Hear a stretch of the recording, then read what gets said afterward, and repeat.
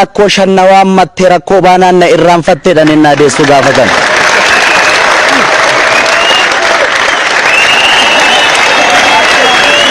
Galatooma.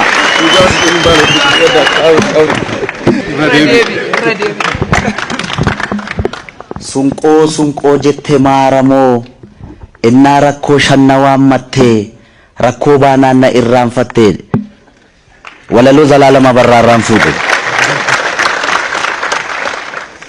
Akkuma beekamu jijjiirama amma dhufeetiin kan eeyyumaan kanatti biyya keessa jiru kunuu mallattoo jijjiiramaa ta'e jechuudha. Kana duuba immoo artistiin Oromoo jiraa hin jiru kana Oromoo miti alagaanuu ragaa ba'a.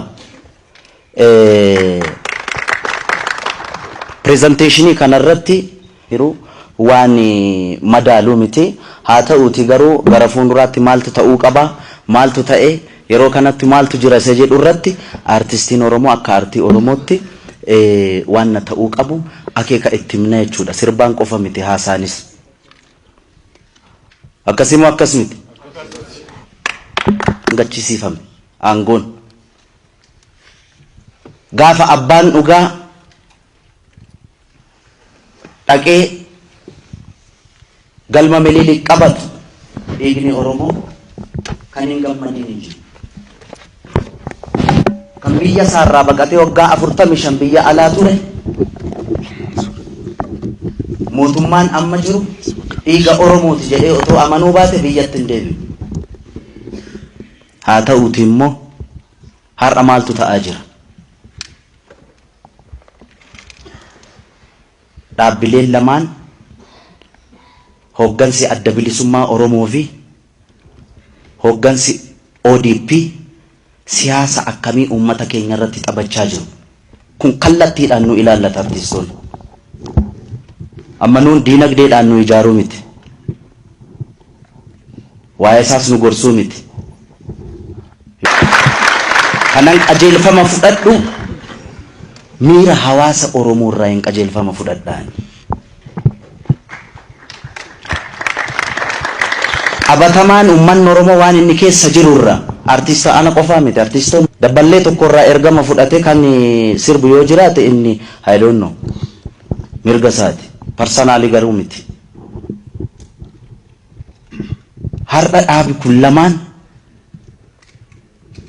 otoo uummata Oromoo istirasii tapha siyaasaa uummata jidduutti taphachaa istirasii keessa nagalchaa jiranii artistiis uummata Oromoo mara istirasii keessa otoo jiru ammalan godhe seetan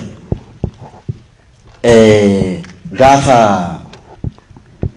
wantoota maqaa dha'ee nurraa dhoowwiya Lammaa nurraa dhoowwiya Abiy nurraa dhoowwa yaa biyya yookaan qeerrottan iyya gaafan jedhu dabballoon Oppiidiyoo bariitusaa feesbuukiidhaan maal jedhan beektu namoonni qaamaan illee beeku gurbattii kana qajeelfamni kan kennamuuf Asmaraarraa jedhame dhaabni hin galle gaafsan gurbattiin kun shalee abaa'ooti jedhan nan eeggadhe guyyaa dabballoonni abaa'oo shane gurbattii kana Oppiidiyoon qajeelfamatti kenneedhan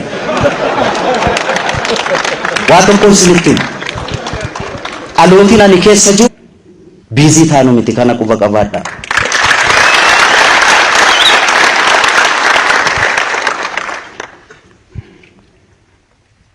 Silaa yeroo mijataan kana caalu hin jiru Oromoon ijaaramuudhaaf.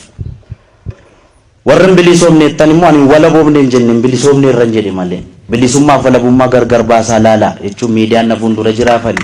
Dhaabbileen Oromoo maal argatan yoo jenne carraa wal ijaaruun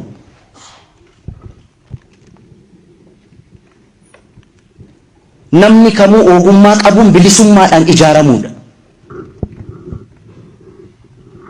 Waggaa 3-4 dura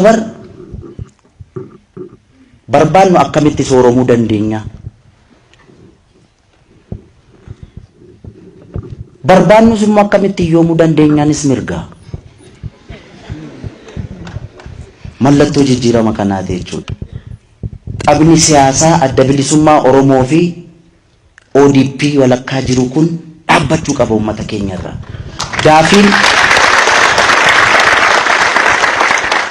Daafin malkaa dhagaa kolba galaafataa jedha abbaan kiyya yeroo baay'ee. Maal jechuu barbaaddennaan inni malkaa dhagaatti dhalate Gudar.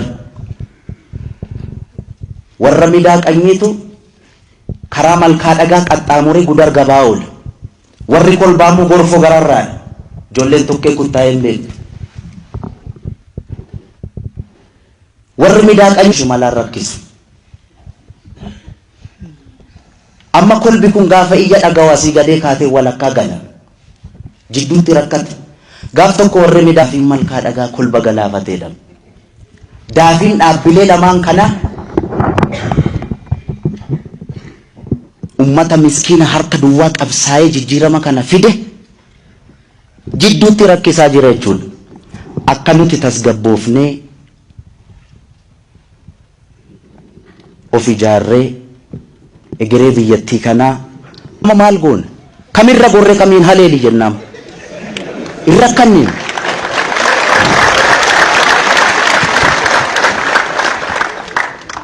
kanaaf inni kun jalqabbii gaariidha doktar mariin kun itti fufuu qabda jettaniittu inni karaa nagaatiinis qabsaa'u inni karaa qawwee gatee galeeras kana gara fuulduraattis nani kadhanii jedhu si yoo jiraate waliin taatanii yaa artistoota Oromoo raabuleen asham jenne gara fuulduratti gatti ijaaramnu karaa diinagdeetiin karaa maaliitiin biyya kana akkamitti ceesisuu akka dandeenyu isarratti enerjii guutuudhaan akka deemnuuf isin waliin taatanii akka qajeelfama walii laannu malee qoba qobaatti ammoo maal kanaaf akkasuma godha kana booda dhugaa haasa'uudhaaf ummanni keenya tokko ta'eetu qabsoo kana kanaan ga'ee dhaabbilee lamaaniif immoo kan dhaabbilee hafaniif tokkotan nutillee garaa buleen waan barbaanne gochuu dandeenya jechuun barbaada itti yaadeen immoo kanaaf immoo itti guuta